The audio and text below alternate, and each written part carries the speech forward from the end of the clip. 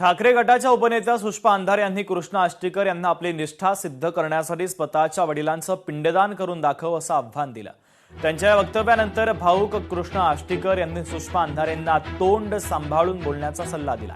वर्षभरापूर्वी आईचं निधन झालं आणि आता सुष्मा अंधारे वडिलांचं श्राद्ध घालायला सांगतायत, ही कितपत योग्य आहे असं म्हणत कृष्णा आष्टीकर यांनी अंधारेंवर कडाडून टीका केली आहे। अहो, श्राद्ध कधी घातलं जातं? कधी घातलं जातं श्राद्ध? माणूस मेल्याने ना। आता वर्षभराखाली मी माझी आई गमावली आहे। बापाचे श्राद्ध घालून काय काय करू? अजून मला म्हणजे नीटचे 1 वर्षही नाही झालंय माझ्या आईचं श्राद्ध करून। मी तर म्हणतो या बाईचं श्राद्ध घातलं पाहिजे, हो, सामूहिक श्राद्ध घातलं पाहिजे। हिनं तर हिंदू देवी देवतांबद्दल जे काही बोलली आहे ना, त्याच दिवशी ही हिंदूंमधून मेली असं आम्ही समजतो। लोकशाही मराठी ऐका, पहा, जागरूक रहा।